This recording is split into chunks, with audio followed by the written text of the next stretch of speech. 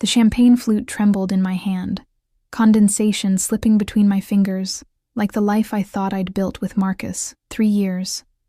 3 years of anniversary dinners at Le Bernardin, where the sommelier knew his preferred Bordeaux, and the maitre d' saved us the corner table overlooking the city lights. 3 years of pretending I didn't notice the lipstick stains on his collar. The late nights that smelled of perfume that wasn't mine.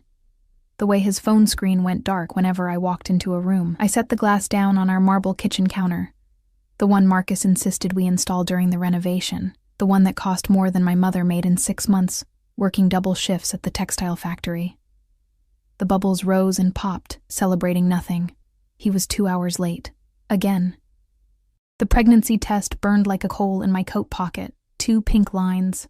48 hours of staring at them, wondering how to tell a man who could barely look at me that we'd created something together. Something that would bind us forever. Whether he wanted it or not. My phone buzzed. Not Marcus. Never Marcus. Working late. Don't wait up. M. The city stretched below our penthouse windows, a glittering sprawl of lives more important than mine. I pressed my forehead against the cold glass, watching my breath fog the view. 26 years old, and I'd somehow become invisible in my own marriage. The girl from Brooklyn, who waitressed her way through community college, who thought landing a junior analyst at Marcus's father's firm meant she'd finally made it. What a joke.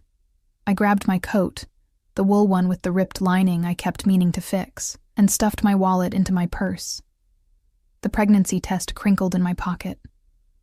I couldn't stay here, couldn't breathe in this pristine apartment that felt more like a showroom than a home. The walls were closing in, suffocating me with their designer paint and curated artwork. The November air bit through my coat the moment I stepped outside. Our building, Marcus's building, really, paid for by family money I'd never touch, sat in Tribeca, where even the sidewalks seemed polished. I walked without direction, my sneakers scuffing against concrete still damp from afternoon rain. The streets blurred together, upscale restaurants bleeding into boutique shops, all of them closed or closing. I ended up in a neighborhood I didn't recognize. The buildings here were older, the storefronts darker, a jazz club pulsed with muffled music. A bodega's neon sign flickered open 24 HRS, and tucked between them, almost hidden, a restaurant with fogged windows, and a single word etched in gold on the door. Valentino's. My stomach growled. I'd skipped lunch, too nauseous from the pregnancy to eat, too anxious about tonight to try. Through the steamed glass, I could see warm light, white tablecloths, the shape of people enjoying their lives. The door was heavier than it looked. Inside, the air wrapped around me. Garlic, rosemary, something rich simmering in wine. My mouth watered despite the nausea. A hostess materialized, her dress black and elegant, her smile professional but not unkind. "Do you have a reservation?" "No, My voice cracked. "I just needed somewhere warm." Her expression softened. "The bar has a few seats. Carlo makes the best carbonara in Manhattan." She led me through the dining room. Real candles flickered on tables where couples leaned close, where groups laughed over wine bottles, where life happened in warm, golden abundance. The bar stretched along the back wall, dark wood gleaming under low pendant lights. She gestured to a corner stool, somewhat hidden from the main room. "Thank you," I whispered. The bartender, Carlo, I assumed, was older, with silver threading through his dark hair and eyes that had seen too much to be surprised by a woman dining alone. He slid a menu across the bar without comment, then returned to polishing glasses with methodical care. I ordered the carbonara and a sparkling water, ignoring how my fingers shook when I handed back the menu. The test in my pocket seemed to pulse with heat. 2 pink lines. A baby. Marcus's baby.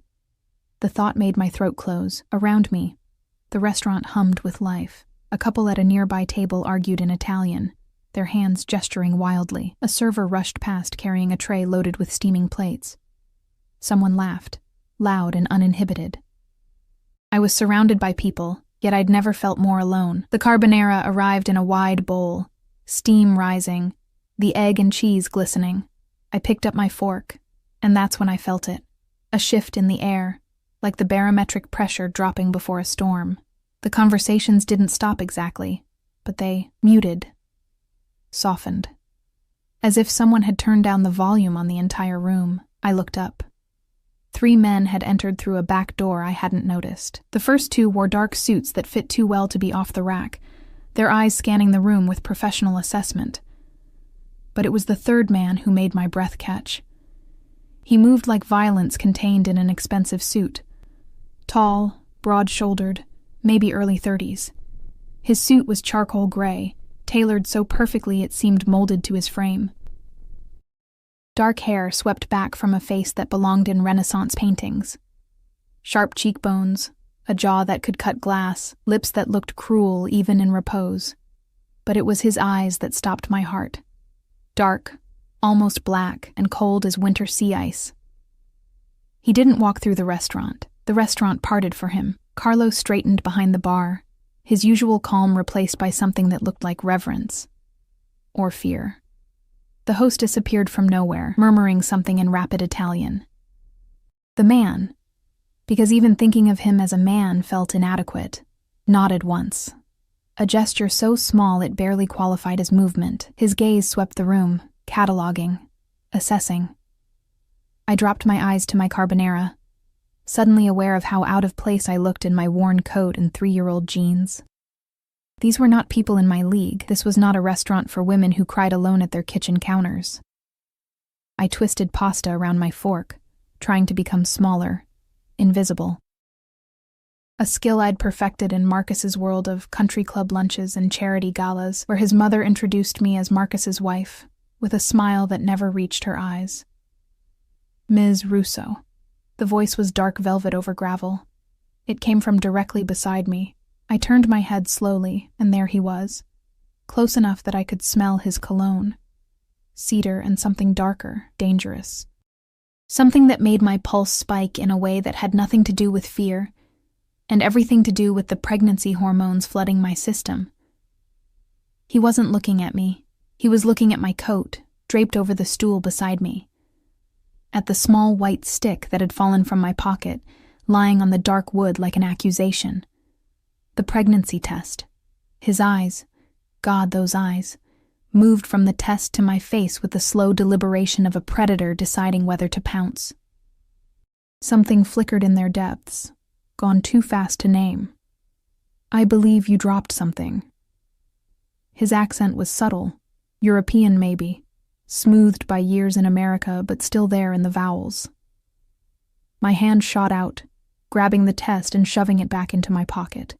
My face burned hot enough to light the entire restaurant. I'm sorry. I didn't mean... You're sitting in my seat. The words were soft, almost gentle, but they landed like a physical blow. I looked around wildly. The bar had emptied without me noticing. Patrons migrating to tables, the stools on either side of me suddenly vacant. Only I remained, an island of ignorance in a sea of people who clearly knew better. I didn't know. I'm so sorry. I fumbled for my purse, nearly knocking over my water glass. I'll move, I'll just... sit. One word. A command dressed as a suggestion. Finish your dinner. He settled onto the stool beside me. Not the one my coat had occupied, but the one on my other side. Close. Too close. I could feel the heat radiating from his body. Could see the way his jacket pulled across his shoulders when he shifted. One of his men took position by the back door, the other near the front. Not sitting. Just... watching. Carlo appeared instantly, setting down a glass of amber liquid without being asked. The man, because I still didn't have a name for him, only the certainty that he was dangerous, picked it up, took a slow sip, and finally turned to look at me fully. You're crying. I touched my face, surprised to find wetness on my cheeks. When had that started? I'm fine. You're celebrating alone in a restaurant you clearly didn't intend to find, holding a positive pregnancy test and crying into pasta. His lips curved, not quite a smile. This is not fine. The observation was so accurate, so brutally honest that I almost laughed. Instead, more tears came, hot and humiliating.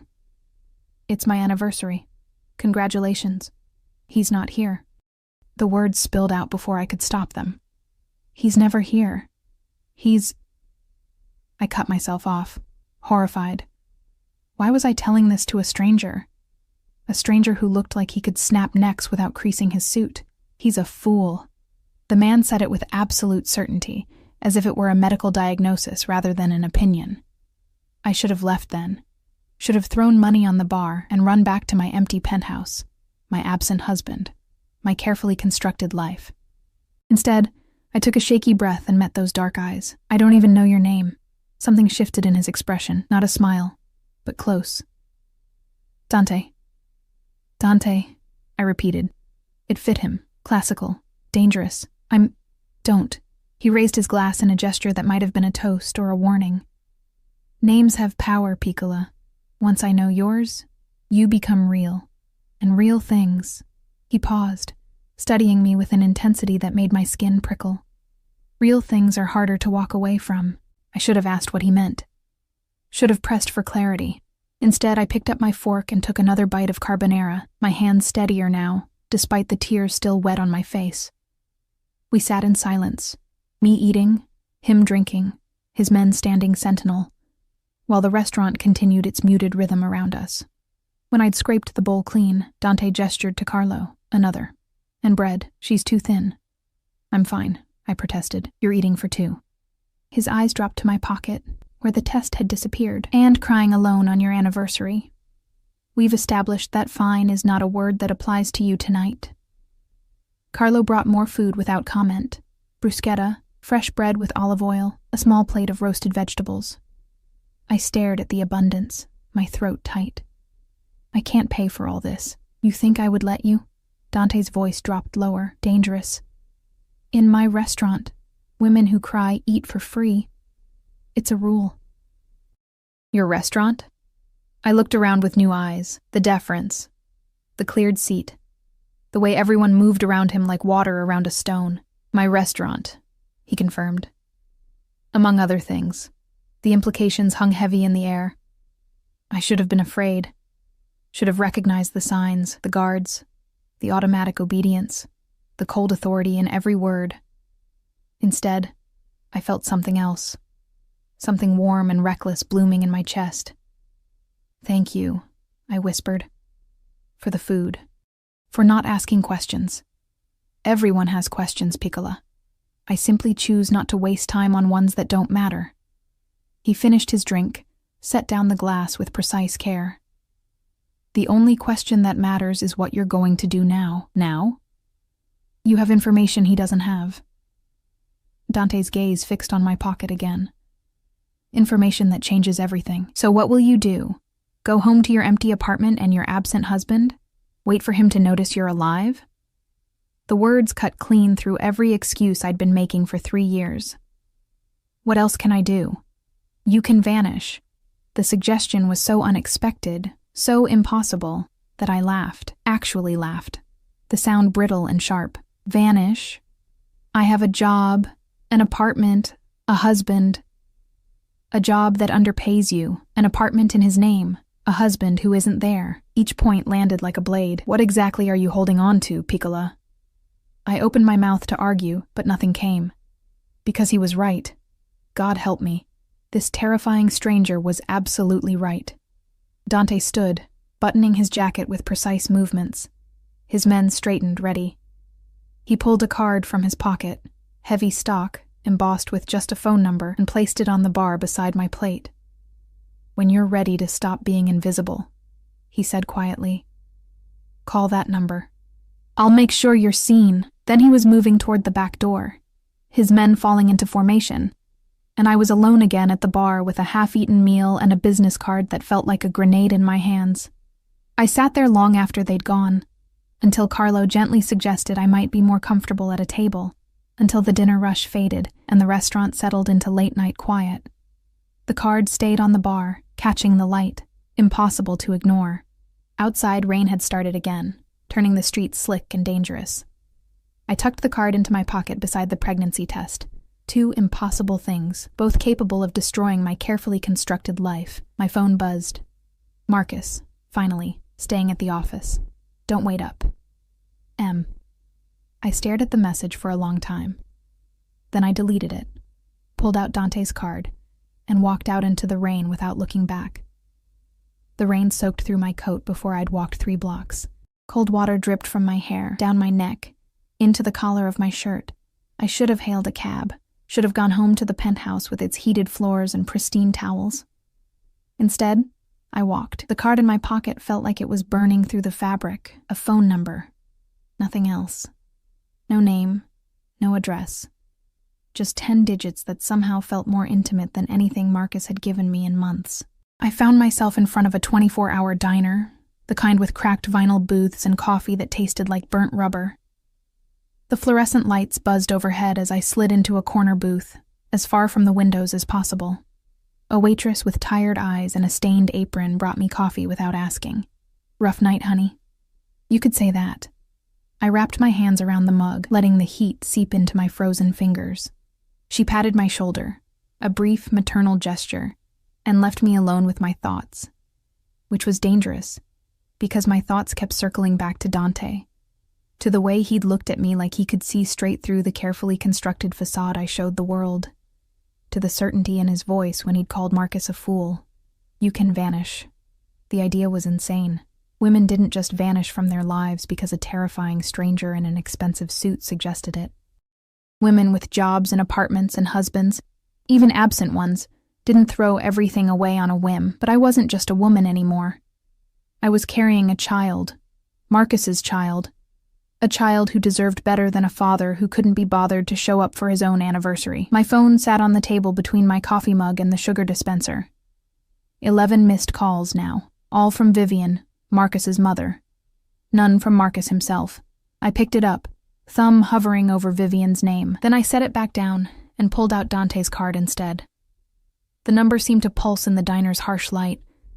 I could almost hear his voice. "When you're ready to stop being invisible." Like a dare wrapped in concern. What would happen if I called? What did make sure you're seen even mean? My other hand drifted to my stomach, still flat, still showing no evidence of the life growing inside. 2 pink lines. That's all it took to change everything. 2 pink lines, and a stranger's dark eyes seeing me. Really seeing me. For the first time in years. I left the diner as dawn broke over the city, the rain finally stopping. The streets were quiet, that strange in-between time when night workers headed home and early risers hadn't yet emerged. My phone buzzed again. Vivian. I declined the call. The penthouse felt different when I finally returned. Colder. Emptier. Marcus's absence was no longer just an inconvenience, it was a statement. He'd chosen not to be here. Again, on our anniversary, knowing I'd be waiting. I stripped off my wet clothes, leaving them in a pile on the bathroom floor. The pregnancy test sat on the counter where I'd left it that morning, those 2 pink lines still screaming their truth.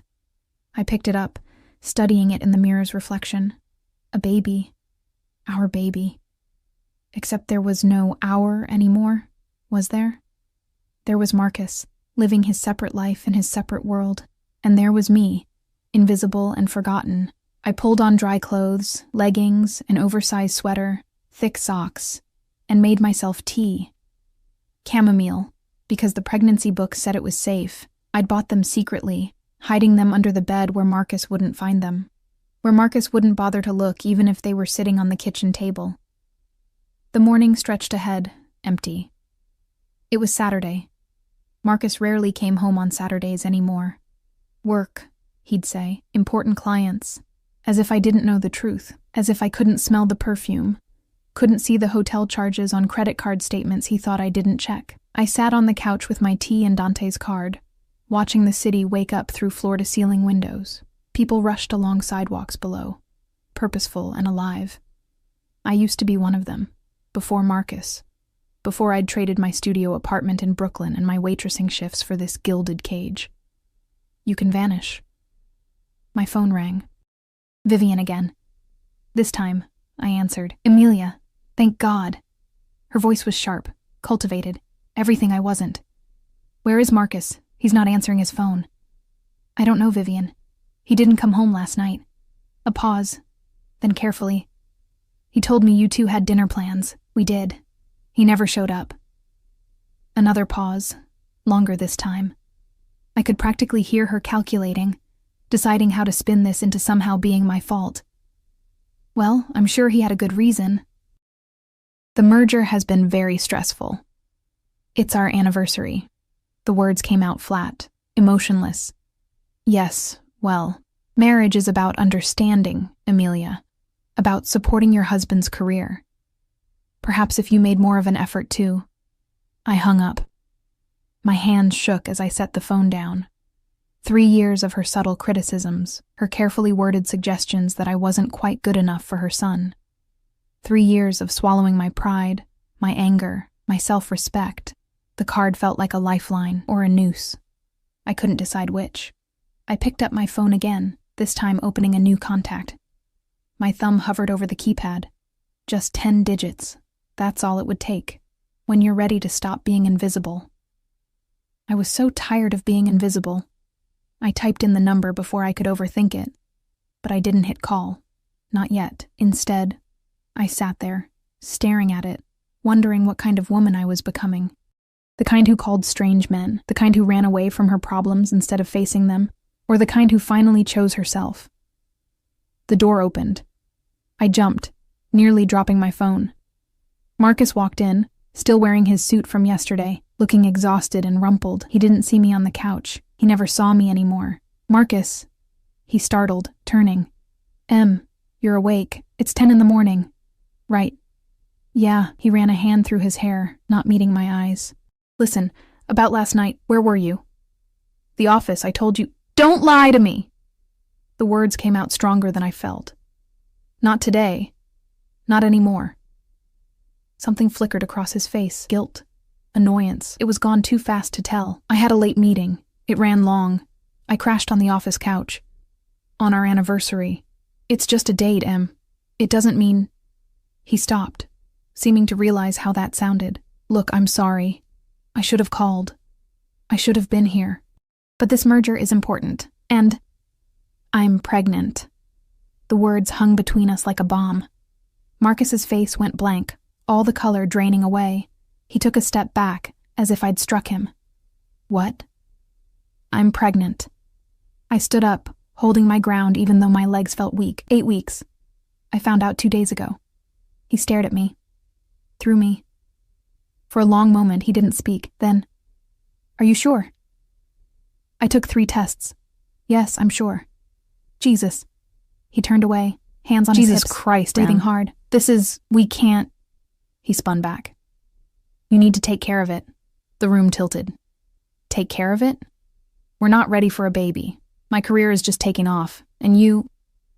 He gestured vaguely at me. This isn't the right time. The right time? I repeated the words slowly, tasting their poison. When would be the right time, Marcus? When you actually come home? When you stop sleeping with your assistant? His face hardened. I don't know what you think you know. Her name is Jessica. She wears Chanel No. 5. You've been fucking her for 6 months. The words felt good. Powerful. Did you think I was stupid? Did you think I wouldn't notice? This isn't about her. No, it's about you. About the fact that you can't be bothered to show up for your own wife, but you expect me to just, what? Erase our baby because it's inconvenient? Don't be dramatic. His voice went cold, the tone he used in business meetings. We both know this marriage isn't working. A baby won't fix that. It'll only make things worse. The truth of it hit harder than his words. He was right. Our marriage was a corpse we'd been pretending was still breathing, but hearing him say it, seeing the disgust in his eyes when he looked at me, that was something else entirely. Get out. Marcus blinked. What? Get out. Go to Jessica's. Go to the office. I don't care. Just get out of my sight. This is my apartment. Then I'll leave. I grabbed my phone, my purse, the coat that was still damp from last night. File the divorce papers. I won't fight you. Wait. He reached for me, but I jerked away. Let's talk about this. Let's be rational. Rational? I laughed, high and sharp. You want rational? Fine. Rationally, our marriage is over. Rationally, you're a cheating bastard who can't even pretend to love me anymore. Rationally, I'm worth more than this. I walked past him, heading for the door. He caught my arm. Where are you going? I looked at his hand on my arm, then at his face. I'm vanishing. His grip tightened. Don't be stupid. You have nowhere to go. Let go of me, Marcus. Not until you calm down and we discuss this like adults. The slap happened before I'd consciously decided to do it. My palm connected with his cheek, the sound sharp in the quiet apartment. Marcus released me immediately, his hand flying to his face, shock written across his features. Don't ever touch me again. I walked out. Down the hallway, past the doorman who carefully avoided looking at me, out into the November morning that smelled like rain and new beginnings. My heart hammered against my ribs, adrenaline making my hands shake. I pulled out my phone, found the number I'd entered earlier, and this time, I didn't hesitate. The phone rang once, twice. On the third ring, a voice answered. Not Dante. Someone else. Younger, with a thick accent. Yes? My voice cracked. I need to speak to Dante. Who is this? He gave me this number, last night, at Valentino's. He said... I took a breath. He said to call when I was ready to stop being invisible. A pause. Then, wait, the line went quiet, but not dead. I could hear voices in the background, speaking rapid Italian. Footsteps. A door closing. Then, Piccola. His voice sent a shiver down my spine. Dante. He sounded unsurprised, as if he'd been expecting my call. I need help. Words came out small, broken. Where are you? Outside my building. I left. I told him about the baby and he... My throat closed. He wants me to get rid of it. Silence. When Dante spoke again, his voice was soft, deadly. Give me the address. I rattled it off, my brain on autopilot. Don't move. Someone will be there in 5 minutes, do you understand? Don't go back inside, don't speak to anyone. Just wait. Okay. Emilia. The sound of my name on his lips made my breath catch. He knew. Somehow he'd found out. You did the right thing. The line went dead. I stood on the sidewalk, clutching my phone, watching expensive cars pass by. 5 minutes felt like an eternity. I half expected Marcus to come down, to drag me back upstairs, to tell me I was being hysterical. But Marcus didn't come. Instead, a black SUV pulled up to the curb, its windows tinted so dark I couldn't see inside. The back door opened. A man emerged, one of Dante's guards from last night, his face impassive. Ms. Russo, please. He gestured to the car. I should have been afraid, should have questioned what I was doing, getting into a vehicle with armed men who worked for someone I'd met exactly once. Instead, I climbed in. The interior was leather and luxury, warm and safe. The guard closed the door gently, then got into the front passenger seat. The driver, another man in a dark suit, pulled smoothly into traffic. Neither of them spoke. Neither of them asked questions. They simply drove, navigating through Manhattan with practiced ease, heading away from Tribeca, away from my life. I leaned my head back against the seat, closing my eyes. My phone buzzed. Marcus. Then Vivian. Then Marcus again. I turned it off. Where are we going? I finally asked. The guard in the passenger seat glanced back. Somewhere safe, Miss Russo. The boss will meet you there. The boss. Dante. I was really doing this, running away with the help of a man I didn't know, leaving behind everything I'd built, everything I'd tried to become. But as the city blurred past the windows, I didn't feel fear. I felt something else. I felt free. The SUV drove for 40 minutes, leaving Manhattan behind. I watched through tinted windows as the city gave way to quieter streets, then to tree-lined neighborhoods I'd never seen before. We crossed a bridge, I couldn't tell which one, and entered an area where houses sat back from the road, hidden behind gates and old-growth trees. Finally, we turned onto a private drive. Iron gates swung open automatically, closing behind us with a decisive clang that made my pulse spike. The driveway curved through manicured grounds, past gardens that probably looked beautiful in summer, but now stood dormant under gray November skies. The house, No, the estate, materialized like something from a movie. Stone and glass, modern lines softened by ivy and age. Not ostentatious, but undeniably expensive. The kind of place that whispered old money and older secrets. The SUV stopped in front of massive wooden doors. The guard opened my door, offering his hand. I took it, stepping out onto gravel that crunched beneath my sneakers. The air here smelled different, cleaner. Like pine and earth instead of exhaust and sidewalk steam. "This way, Ms. Russo." The doors opened before we reached them.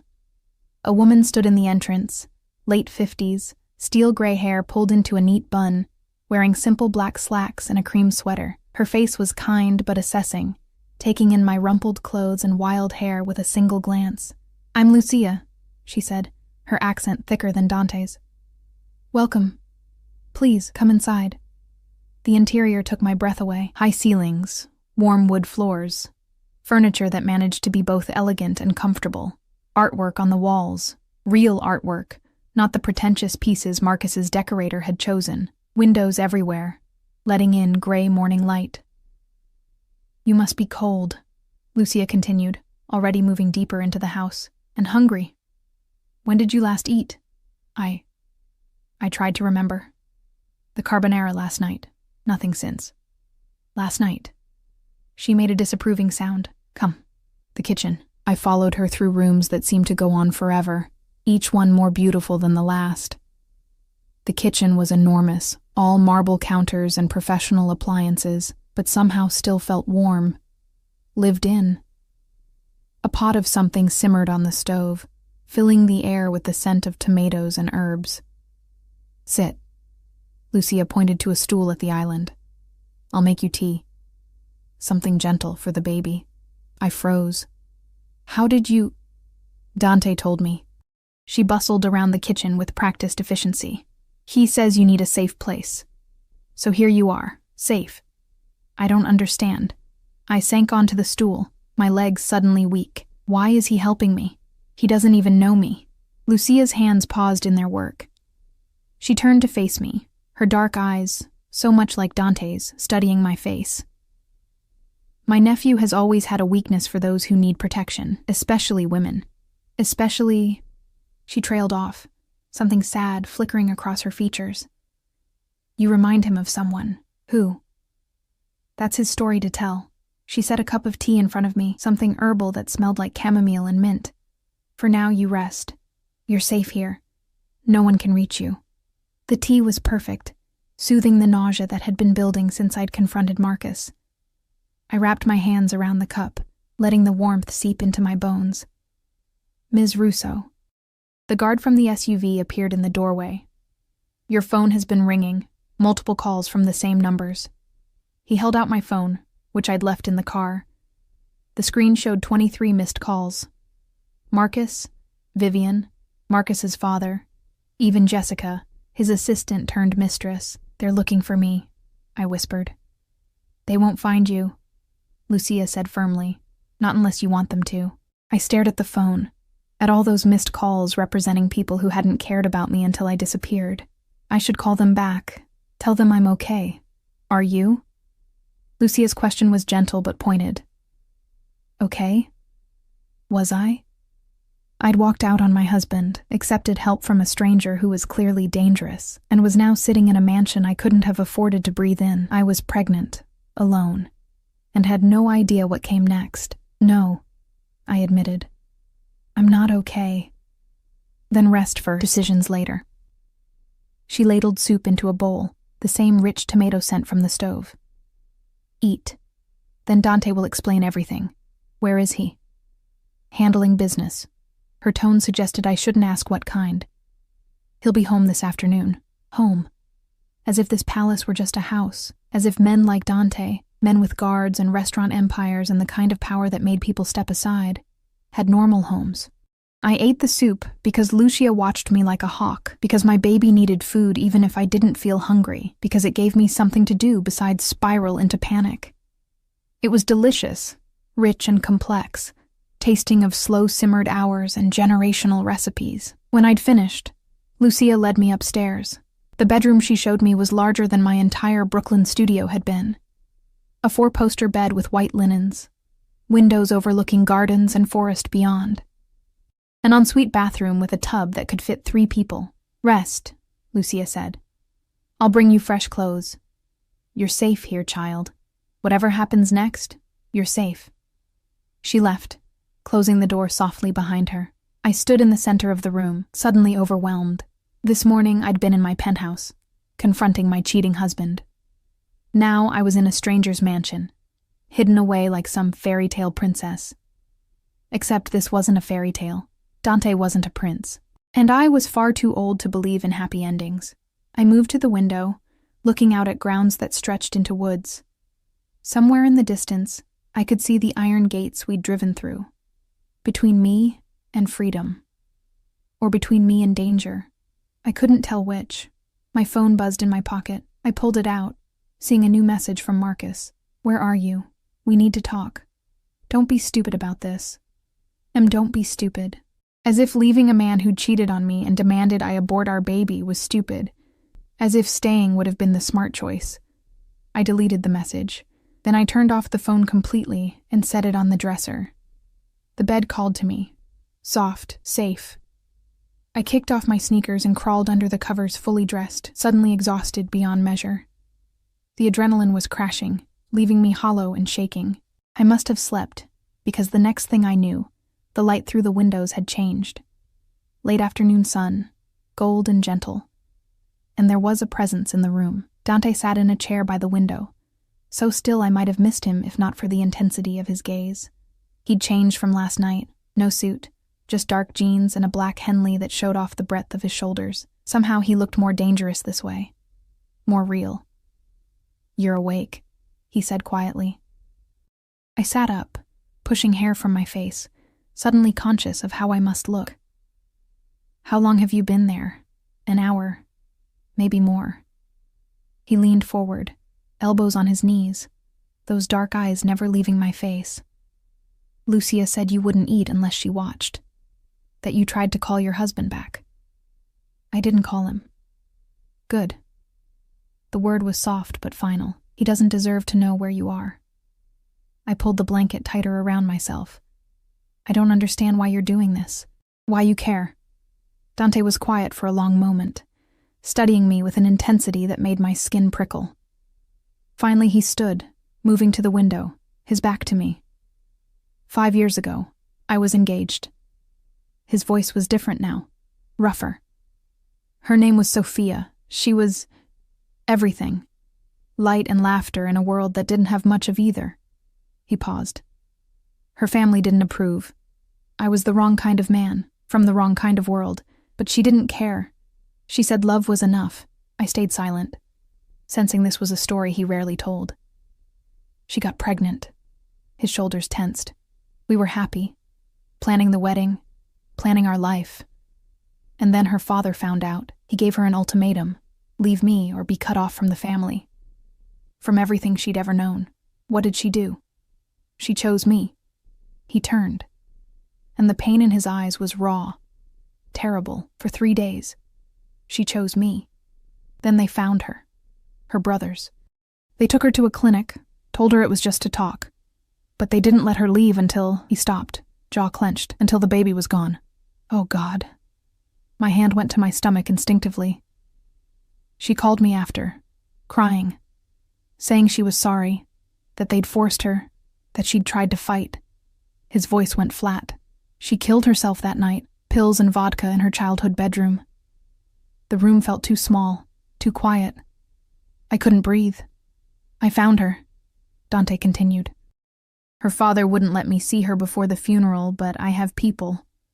I broke into the house, into her room, and she was just lying there, like she was sleeping, except she wasn't. She'd never wake up again. Dante. So when I see a woman crying alone in my restaurant, holding a pregnancy test, talking about a husband who doesn't show up, he moved closer to the bed, his presence overwhelming. When I see a man who would tell that woman to take care of it as if a child is a problem to be solved, I care, Piccola. I care very much. The pieces clicked into place, the immediate help, the safe house. the protective rage I'd sensed under his controlled exterior.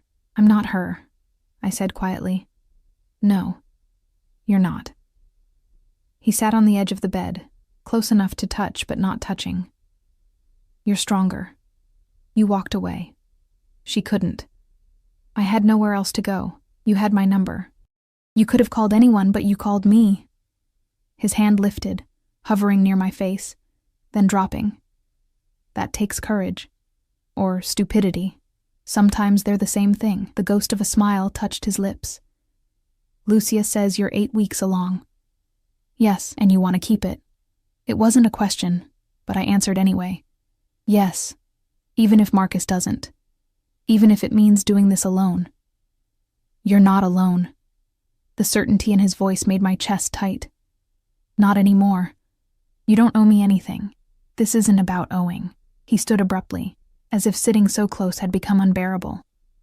"You'll stay here, as long as you need. Lucia will take care of you, and my men will make sure no one bothers you." "What about Marcus?" "He'll look for me." Something dark crossed Dante's face. "Let him look. He won't find you. And if he somehow does..." He left the threat unfinished, but I heard it anyway. "I should probably go back," I said, even though the thought made me sick. "Face him. Deal with the divorce properly." "No." The word cracked like a whip. "Not yet. Not until we know you're safe." "Safe from what?" "Marcus isn't violent. He's just a man who doesn't want complications." Dante's eyes burned. "Men like that are dangerous in different ways. They won't hit you, but they'll break you down until you believe you deserve nothing better. Until you think leaving is impossible." His words hit too close to home. "You don't know him." "I know men." He moved toward the door, then paused. "Rest more. Eat dinner with us tonight. Tomorrow we'll figure out what comes next." "Us?" "Lucia and I. Sometimes my cousin Marco. We're family here, Piccola. And now so are you." He left before I could argue, the door clicking shut with finality. I sat in the gathering darkness, his words echoing in my head. "Your family now." I'd never had family. My mother had died when I was 19. No siblings, no extended relatives who gave a damn. Marcus's family had never accepted me, had always made it clear I was temporary, insufficient, wrong.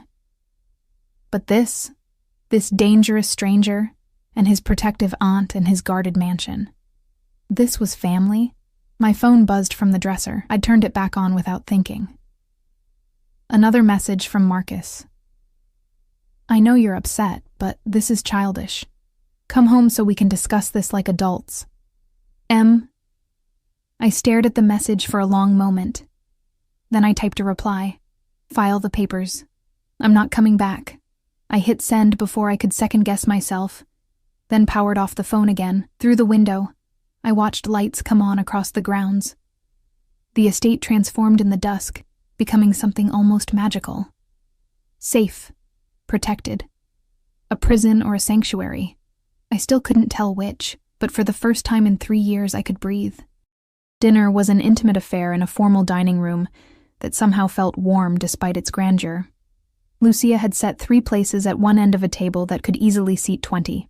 Candles flickered between us, casting dancing shadows on oil paintings of people who shared Dante's dark eyes and sharp features. "My grandfather," Dante said, catching me staring at a particularly stern portrait. "He built this house in 1952. Bought the land for nothing, filled it with everything. It's beautiful," I said quietly. "It's a fortress." He poured wine for himself and Lucia, then filled my glass with sparkling water without asking. The gesture was small but attentive, as if he'd already memorized what I could and couldn't have. My grandfather understood that safety requires walls, high ones. Lucia brought out dish after dish, roasted chicken with herbs, vegetables that tasted like they'd been grown on the property, bread so fresh it steamed when she broke it open. I ate because she watched, because my baby needed it, because the food was too good to refuse. "You're quiet," Dante observed, his eyes never leaving my face even as he ate. "I'm trying to understand this." I gestured vaguely at the room, at him, at everything. "Why you're helping me. What you expect in return." "Expect?" His eyebrow rose.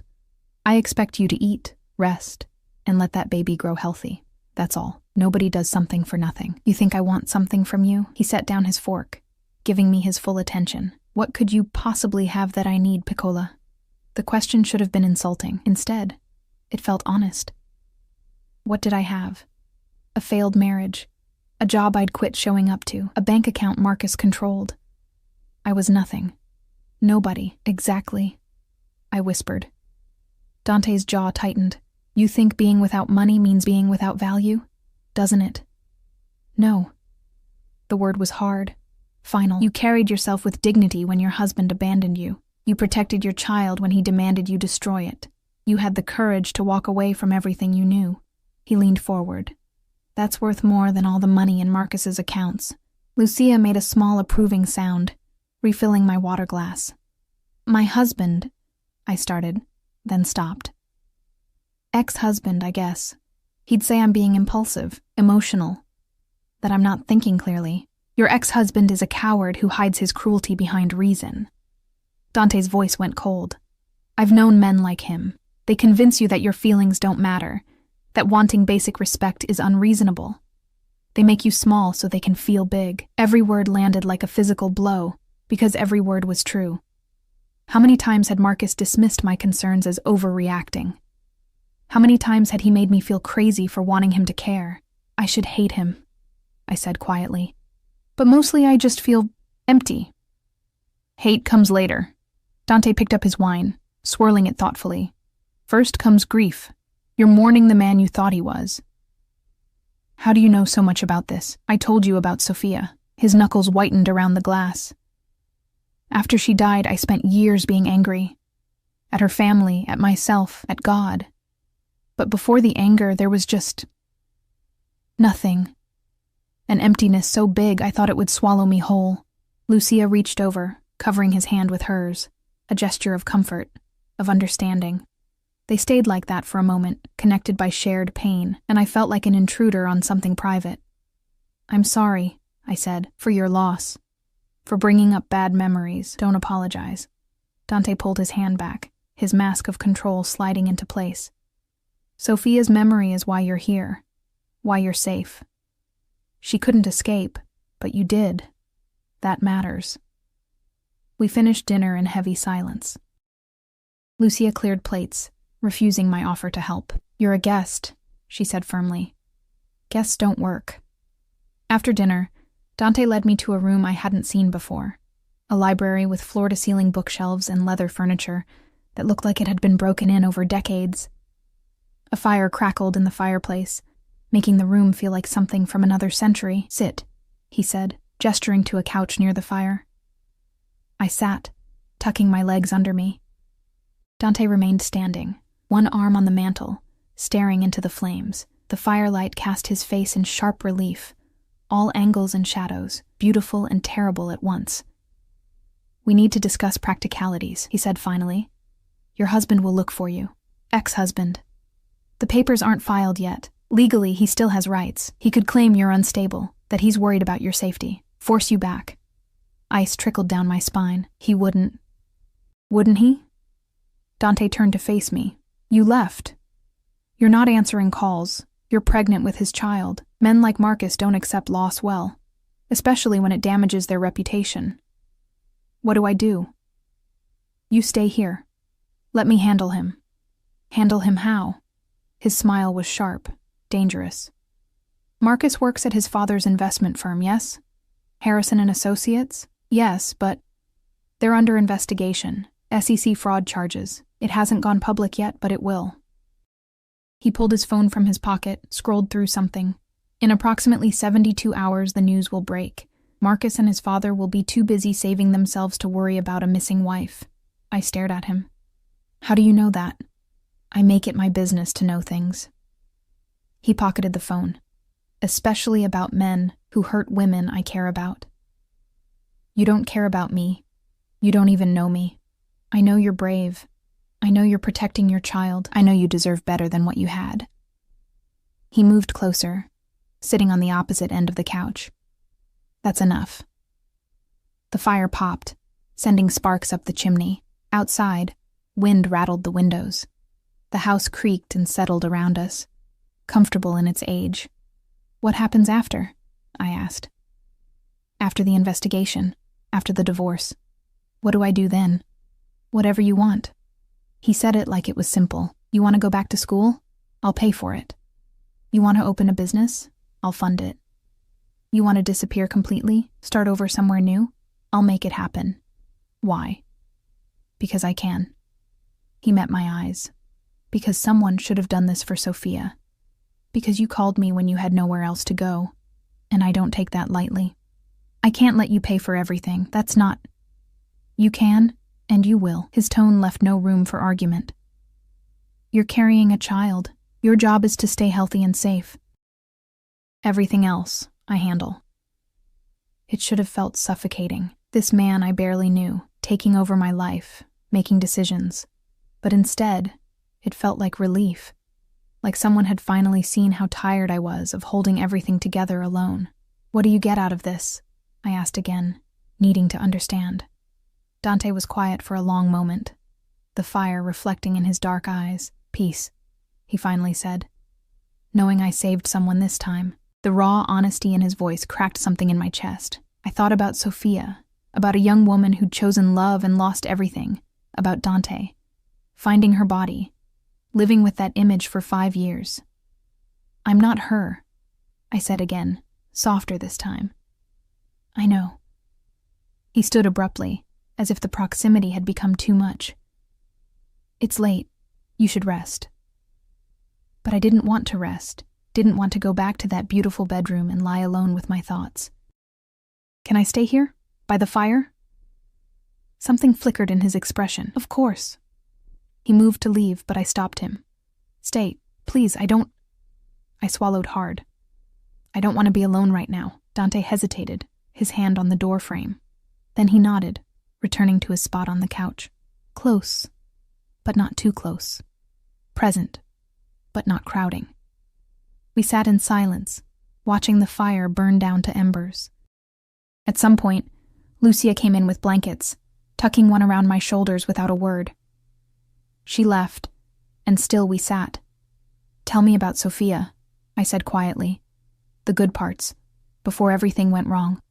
Dante's jaw worked. Then, slowly, he began to talk. About a girl who loved terrible movies and good wine, who laughed too loud in restaurants and cried at animal shelter commercials, who'd wanted 3 children and a house by the sea, who'd seen good in him when everyone else saw danger. His voice went soft when he talked about her, the hard edges smoothing into something almost tender. And I realized this wasn't just about saving me. This was about honoring her, about making her death mean something, by ensuring mine didn't go the same way. "She would have liked you," he said eventually, his eyes distant. "Sophia always liked strong women." "I'm not strong. You're here, aren't you? Despite everything. That's the definition of strength." My eyes grew heavy, the warmth of the fire and the safety of the room pulling me toward sleep. I fought it, not wanting this moment to end, not wanting to lose the strange connection forming between us. "Rest, Piccola." Dante's voice seemed to come from far away. "I'll keep watch. You don't have to. I want to." Those 3 words settled over me like a benediction.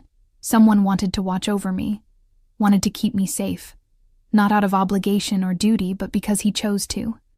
I let my eyes close, Dante's presence a solid anchor in the darkness. The last thing I felt before sleep claimed me was the whisper of a blanket being pulled higher, tucking me in with surprising gentleness. When I woke, gray dawn light filled the library. I was still on the couch, covered in blankets, a pillow under my head. The fire had burned out, and Dante sat in a chair across from me, exactly where he'd been when I fell asleep, his eyes open and watchful. "Did you sleep at all?" I asked, my voice rough. "I don't need much sleep." I sat up, my neck protesting. "You can't watch me 24 hours a day." "I can do whatever I want," but there was no heat in the words. "Lucia made breakfast. You should eat." We walked to the kitchen together, the house quiet around us. Lucia had prepared enough food for an army. Eggs, bacon, pastries, fruit, yogurt. I ate mechanically, aware of both of them watching to make sure I finished. My phone sat on the counter where Lucia must have brought it from my room. 13 new messages. I picked it up, scrolling through them with detachment. Marcus, increasingly angry. This is ridiculous. You're being childish. Call me immediately. Vivian, condescending. Whatever Marcus did, I'm sure it can be resolved. Don't throw away your marriage over pride. Marcus's father, cold. Your behavior reflects poorly on this family. Cease this nonsense at once. And then, from a number I didn't recognize, I know where you are. You can't hide forever. My hands shook. Dante plucked the phone from my fingers, reading the message. His expression went deadly calm. When did this come through? Just now. I don't know that number. He was already moving, pulling out his own phone, barking orders in Italian. Within seconds, 3 men appeared. Guards I hadn't seen before. All armed, all focused. What's happening? I asked, fear spiking. Someone is threatening you. Dante's voice was ice. That doesn't happen. Not while you're under my protection. He made more calls. Rapid-fire Italian I couldn't follow. The guards dispersed. Lucia appeared, pulling me close. It's okay, she murmured. Dante will handle this. But watching him pace, watching the cold fury in his eyes, I realized something terrifying. I'd traded one kind of danger for another. Marcus might have broken my heart, but Dante? Dante could start wars, and he was prepared to start one for me. The estate transformed into a fortress within hours. More guards appeared, positioning themselves at every entrance. Cameras were checked and rechecked. Dante disappeared into an office I hadn't known existed, his voice a low growl through the closed door as he made call after call. Lucia kept me in the kitchen, plying me with tea and small pastries I couldn't taste. My mind was spinning, that text message replaying on a loop. I know where you are. Who would send that? I asked for the 5th time. Could be anyone. Lucia's face was grim. Your husband, his family, someone they hired. She paused. Or someone else entirely. What do you mean? Before she could answer, Dante strode in, his phone pressed to his ear. He looked at me, and something in his expression made my blood run cold. Find him, he said into the phone. I don't care how. Find him and bring him to me. He ended the call, his jaw tight. We need to talk, privately. Lucia squeezed my shoulder once, then left. Dante waited until we were alone before speaking. The message was sent from a burner phone. Untraceable. He leaned against the counter, arms crossed. But the timing is interesting. You've been gone less than 48 hours, and someone already knows you're here. How is that possible? I didn't tell anyone. I know. His eyes were dark, calculating. Which means either someone followed you here, or someone has been watching you longer than we thought. Ice flooded my veins. Watching me? Your husband is connected to some unsavory people through his father's business. The fraud investigation isn't just about bad investments, Piccola. It's about money laundering, ties to organizations that don't take kindly to loose ends. I'm a loose end? My voice came out small. You're a pregnant wife who left suddenly. Who might know things, might talk to authorities. He moved closer. In their world, that makes you a liability. But I don't know anything. Marcus never told me about his work. They don't know that. He pulled out his phone, showing me a photo. Do you recognize this man? I stared at the screen. Dark hair, forgettable face. The kind of man who could disappear in a crowd. No. Should I? He's been parked outside your building for 3 days. My people noticed him yesterday when they were checking on potential threats. He swiped to another photo. And this is him outside Valentino's the night we met. My stomach dropped. He was there? Following you. Probably has been for weeks. Dante's expression was grim. The question is whether he's working for Marcus or for Marcus's business partners. Does it matter? Yes. He pocketed his phone. If it's Marcus, he's just trying to track down his wife. Annoying, but manageable. If it's the people Marcus is involved with?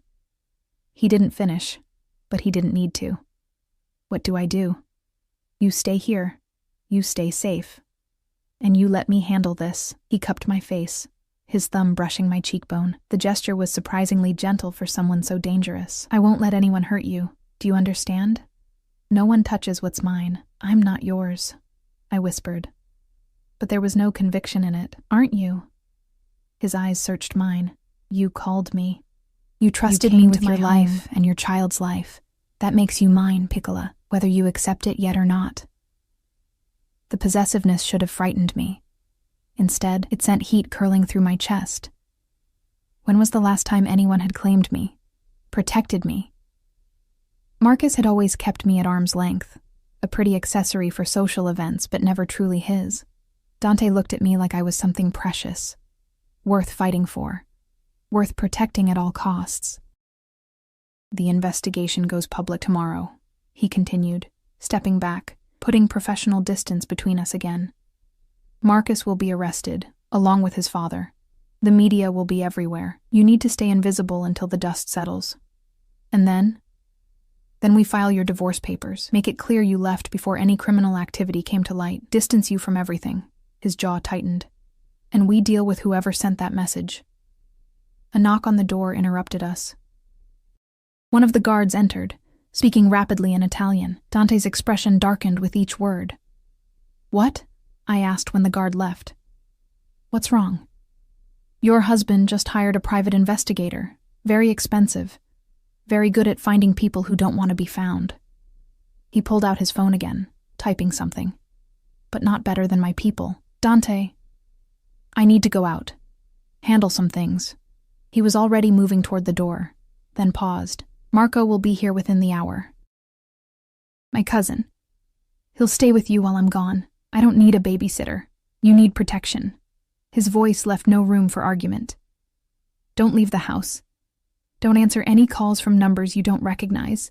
And if anything feels wrong, you tell Marco immediately. Understood? I nodded, unable to form words around the fear clogging my throat. Dante crossed back to me in 3 strides, pulling me against him in a fierce embrace. He smelled like cedar, and danger and safety all at once. His heart beat steady against my ear. An anchor in the chaos. I'll come back. He murmured into my hair. I promise. Nothing will happen to you. Then he was gone, taking half the guards with him, leaving me alone with Lucia and the crushing weight of reality. I'd run from one dangerous situation straight into another. The difference was, this time someone was fighting for me instead of against me. Marco arrived exactly when Dante said he would. A younger version of his cousin, maybe 25, with the same dark eyes and dangerous grace. He nodded to me politely but didn't try to make conversation, simply positioning himself where he could watch both the entrances and me. The day crawled by. I tried to read, but the words swam on the page. Tried to watch television, but couldn't focus. Mostly I paced, my hand drifting to my stomach, to the tiny life growing there that had inadvertently set all of this in motion. Lucia made lunch, then dinner. Neither of us ate much. The house felt too quiet without Dante's commanding presence, too empty despite the guards stationed at every door. Night fell. Still no word. I was in the library, staring into another fire, when my phone buzzed. Not a text. A call. From Marcus. I stared at his name on the screen, my finger hovering over the decline button, but something made me answer. Emilia. His voice was strained, desperate. Thank God. Where are you? Somewhere safe. Safe? Jesus Christ, Em. Do you have any idea what you've done? The FBI showed up at the office today. They're saying, he choked on the words. They're saying I'm under investigation. For fraud. Money laundering. They think I'm part of some criminal organization. Are you? Silence. Then, quietly, I didn't know. Dad handled everything. I just signed where he told me to sign. You knew enough, I said coldly. You always know more than you admit. I need you to come home, to tell them you don't know anything, that I never discussed business with you. If you testify that I kept you in the dark, it'll help my case. No. What? I said no, Marcus. I'm not coming back to save you from your own mistakes. You're my wife. I was your wife. The woman you cheated on, the woman you told to abort your child. That woman is gone. My voice was steady, strong. File the divorce papers. Don't contact me again. Amelia, please. I'm sorry. I know I fucked up, but I need you. I ended the call, my hands shaking. Then I blocked his number, and Vivian's, and his father's. One by one, cutting ties to the life that had nearly destroyed me. Marco appeared in the doorway. Everything okay? Yes. I took a shaky breath. Everything's fine. My phone buzzed again. Unknown number. Against my better judgment, I answered. Heavy breathing. Then, you think hiding will save you? The voice was distorted, mechanically altered. Fear spiked hot and sharp. Who is this? Someone who knows what you're worth. What you know. Marcus's father made a lot of promises to a lot of dangerous people. Now that those promises are broken. A dark chuckle. Well, wives make excellent leverage. The call ended. I couldn't breathe. Couldn't think. Marco was across the room in an instant, taking the phone from my shaking hands. What happened? Someone. They know. I couldn't form coherent sentences. They said I'm leverage. Marco's face went hard. He pulled out his own phone. Rapid-fire Italian, then, Dante's on his way. 10 minutes. You're okay. You're safe. But I didn't feel safe. I felt hunted. Trapped. Like the walls that had protected me were suddenly closing in. True to Marco's word, headlights swept the driveway exactly 10 minutes later. Dante burst through the door, his suit jacket gone, his shirt sleeves rolled up, blood on his knuckles. His eyes found me immediately. What happened? I told him about both calls, Marcus's desperate plea, then the threat. With each word, Dante's expression grew colder, harder, until he looked like carved marble, beautiful and terrible, and utterly merciless. They made a mistake, he said quietly. Threatening you was a mistake, Dante. No. He crossed to me, cupping my face in his damaged hands. Listen to me. I've spent 5 years living with the guilt of not protecting Sophia, 5 years knowing I failed the one person who mattered. I won't fail again. Do you understand? I will burn down everything and everyone who threatens you. You barely know me, I whispered. I know enough. His thumb traced my cheekbone, impossibly gentle despite the violence I could see lurking in his eyes. I know you're brave and strong and deserving of someone who will fight for you. Let me be that person, Piccola. Let me protect you. What if you can't? Then I'll die trying. He said it simply, as if it were a fact rather than a promise. But it won't come to that, because I'm very good at what I do. Over the next 3 days, I watched Dante dismantle my old life with surgical precision. The fraud investigation exploded across every news channel. Marcus and his father led away in handcuffs, their assets frozen, their reputation destroyed. Private investigators hired to find me suddenly dropped the case after receiving visits from Dante's men. The unknown number that had threatened me went silent after its owner was found, and discouraged. Dante wouldn't tell me details. You don't need that darkness, he'd say whenever I asked, but I could see it in the set of his shoulders. The blood he occasionally came home wearing, the cold satisfaction in his eyes. He was protecting me. Violently. Completely. Without hesitation. And I was falling for him. It happened slowly, then all at once. The way he made sure I ate every meal. The way his hand would drift to my stomach when he thought I wasn't looking, as if already feeling the life growing there. The way he'd sit with me in the library every night, talking about nothing and everything, building something that felt dangerously like intimacy. I should look for an apartment, I said one evening, 2 weeks after I'd arrived. Start applying for jobs, figure out what comes next. Dante looked up from the book he'd been reading, his expression unreadable. You want to leave? I can't stay here forever. Why not? The question hung between us. I had 100 reasons. It wasn't my house. I was imposing. I needed independence. But none of them felt true. The truth was scarier. Because I'm starting to depend on you, I admitted. And that's dangerous. Dangerous how? You're what you do. I struggled to find words that wouldn't sound judgmental. You're not safe. No. He set down his book, giving me his full attention. I'm not safe.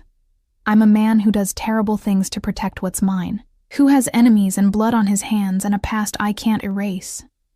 He leaned forward. But you? You're safer with me than you've ever been in your entire life. That's not the same as safe. You're right. He stood, crossing to where I sat. But maybe safe isn't what you need. Maybe what you need is someone who will stand between you and every threat, no matter how dangerous. Someone who sees you, really sees you, and fights to keep you visible to the world. Dante, I'm falling in love with you. The words were blunt, honest, terrifying. I know it's too soon. I know you're vulnerable. I know I should keep my distance. But I can't. Every day I watch you get stronger, watch you grow that baby, watch you become the woman you were always meant to be. And I fall harder, my breath caught. You can't love me. You don't know me. I know you take your tea with honey but no milk. I know you read the last page of books first because you hate surprises. I know you're terrified of being a bad mother, but you'll be extraordinary. I know you cry in the shower when you think no one's listening, mourning the life you thought you'd have. His voice dropped. I know you, Amelia, and I love what I know. Tears spilled down my cheeks. I'm pregnant with another man's baby. You're carrying a child who will be loved and protected because they're part of you. He wiped my tears with gentle thumbs. I don't care about biology. I care about you. About giving you the life you deserve. This is crazy. Maybe. He smiled, small and real. But when has love ever been sane? I kissed him. I couldn't help it. Couldn't resist the pull any longer. His lips were soft and firm at once, tasting like whiskey and promises. He kissed me back carefully, like I was precious, breakable, worth savoring. When we pulled apart, both breathing hard, he rested his forehead against mine. Stay, he whispered. Not as a guest. Not because you have nowhere else to go, but because you want to, because this is where you belong. What about the baby? Our baby. He placed his hand over my still flat stomach. Mine by choice, if not by blood. If you'll let me. More tears came, but these were different. Hopeful. Yes, yes. Yes to staying. Yes to... I took a shaky breath. Yes to trying. To seeing where this goes. His smile was brilliant, transforming his dangerous face into something almost boyish. He kissed me again, deeper this time, and I felt the future shift, realign, reform into something I'd never imagined but desperately wanted. 6 months later, I stood in the garden behind the estate, one hand on my swollen belly, watching Dante argue with the wedding planner about flowers. He wanted peonies, Sophia's favorite. The planner insisted they were out of season. Find them anyway, Dante said, his tone leaving no room for argument. My wife wants peonies. Wife. We'd married quietly 3 months ago, just us and Lucia and a judge who owed Dante a favor. Nothing like the elaborate wedding I'd had with Marcus. This was real, solid, built on truth instead of illusion. The baby kicked, strong and insistent. Our daughter, because yes, we were having a girl, already had her father's stubbornness. She's active today, I said when Dante joined me, his arm sliding around my waist. Like her mother. He pressed a kiss to my temple, strong and fierce and unwilling to be ignored. Marcus had tried to fight the divorce, then tried to use the baby as leverage. Both attempts had failed spectacularly when Dante's lawyers and his less legal resources made it clear that continuing would be unwise. The divorce was finalized 2 months ago. Marcus was in prison, serving 5 years for his role in the fraud. His father got 15. I should have felt guilty, should have felt something other than relief. But all I felt was free. What are you thinking? Dante asked, his hand covering mine on my belly. That I'm happy. I turned to face him. Actually, genuinely happy. For the first time in, I don't know how long. Good. He kissed me softly. That's all I ever wanted. Our daughter kicked again, harder this time, as if reminding us she was there. Dante laughed, the sound rich and warm. She's going to be trouble, he said. With you as a father? Absolutely. I smiled. But she'll also be loved, protected, always. Seen. He pulled me closer, careful of my belly. Both of you. Always. The garden stretched around us, spring flowers blooming in defiance of the cold I'd felt that November night when I'd walked into Valentino's. So much had changed. So much had been destroyed and rebuilt. I'd vanished from my old life and found a new one. Found a man who loved me not despite my brokenness, but because I'd survived it. Found a family in Lucia's warm kitchen and Dante's fierce protection. Found myself in the process. The pregnancy test that had started everything was gone, thrown away months ago, but I remembered those 2 pink lines. Remembered the fear and hope they'd represented. They'd been a beginning, not an ending. Just like Dante had been. Come inside, he murmured against my hair. Lucia made dinner, your favorite. In a minute. I wanted to stay here, in this moment, with the sun warm on my face, and Dante solid beside me and our daughter safe in my belly. Let's just be here. Together. Together, he agreed. Always together. And standing there in the garden, surrounded by new life and second chances, I believed him. Not because he promised, but because every day he proved it. With gentle hands and fierce protection, and a love that had saved me when I couldn't save myself. I'd vanished on my wedding anniversary, leaving behind a life that was slowly killing me. And I'd found something better, something real. I'd found home.